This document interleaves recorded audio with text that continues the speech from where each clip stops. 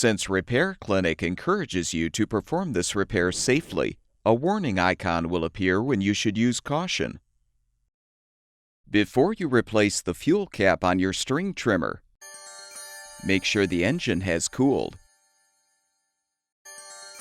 We recommend performing this procedure with little or no fuel in the tank.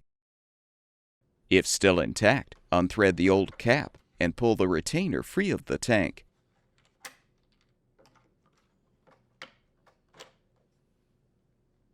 Prepare the new fuel cap for installation by transferring the retainer from the old cap to the new one.